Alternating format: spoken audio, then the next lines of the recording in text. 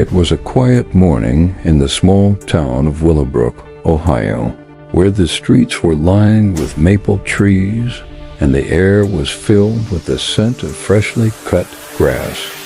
The town was the kind of place where everyone knew everyone, and crime was almost unheard of.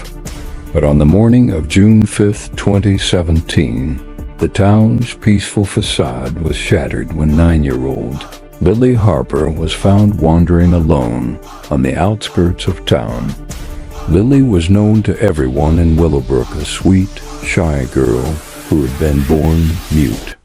She communicated through sign language and handwritten notes, but on that morning, she was too traumatized to do either.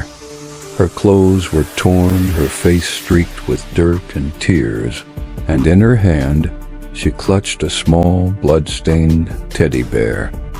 The police were called, and Lily was taken to the hospital. She was physically unharmed, but she refused to speak, or rather to communicate about what had happened. The only clue was the teddy bear, which didn't belong to her. It was old and worn, with one eye missing and a name stitched into its chest. Emily. The police launched an investigation, but they had little to go on. Lily's parents, Mark and Sarah Harper, were devastated. They had no idea where Lily had been or who had taken her.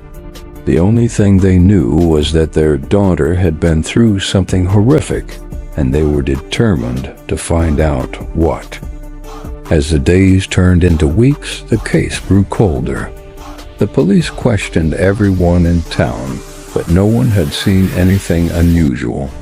The teddy bear was traced to a local thrift store, but the trail went cold there, and Lily remained silent, her eyes filled with a fear that no one could understand. But then something extraordinary happened. Lily began to draw. She filled notebook after notebook with sketches of a dark forest, a rusty gate, and a house with broken windows. The drawings were crude but detailed, and they all seemed to tell the same story. Lily had been taken to a place she didn't recognize, and she had seen something terrible.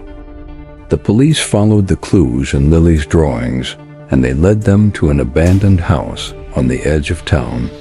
The house was hidden deep in the woods, its windows boarded up and its roof caving in. Inside, they found a makeshift prison, a small room with a mattress on the floor, chains bolted to the wall, and a collection of children's toys, including more teddy bears like the one Lily had been holding.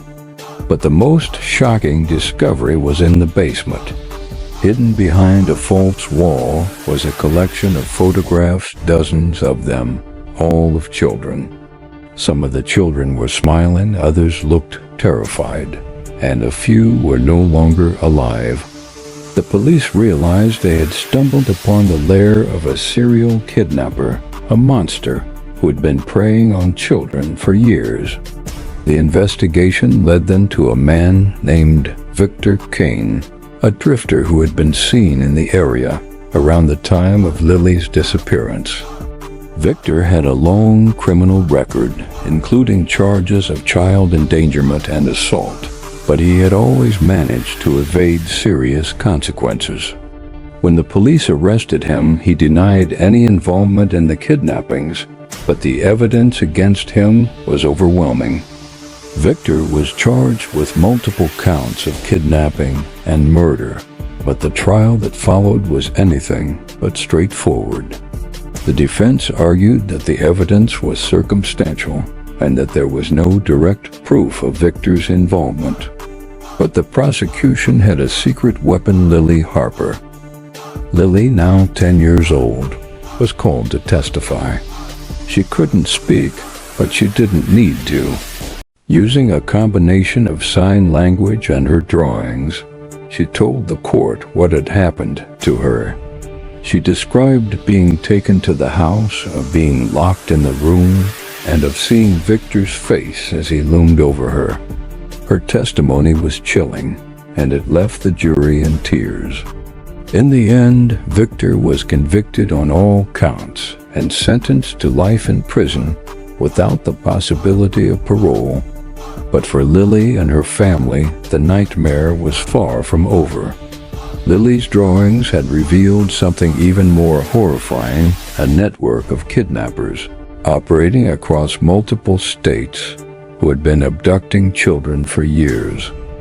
The case led to a nationwide investigation, and dozens of children were rescued as a result.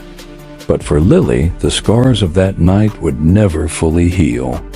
She continued to draw, her sketches becoming more detailed and more haunting with each passing year. And though she never spoke of what had happened, her drawings told a story of survival, of courage, and of a little girl who had faced the darkest evil and lived to tell the tale. Years later, Lily's drawings became the subject of a best-selling book and a documentary that shed light on the dark world of child trafficking. Her bravery inspired countless others to come forward with their own stories, and her drawings helped law enforcement agencies across the country crack down on similar networks. But for Lily, the fight was far from over. She dedicated her life to helping other survivors, using her art to raise awareness and funds for organizations that worked to protect children. Her story became a beacon of hope, a reminder that even in the face of unimaginable evil, there is always a way to fight back. The town of Willowbrook never forgot the little girl who couldn't speak, but whose silence spoke volumes. Lily's story became a part of the town's history, a reminder of the darkness that can lurk in even the most peaceful places.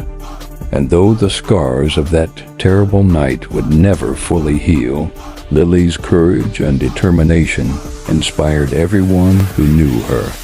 She was a survivor, a fighter, and a hero, a silent witness to the darkest evil, and a beacon of hope for those who had faced it too.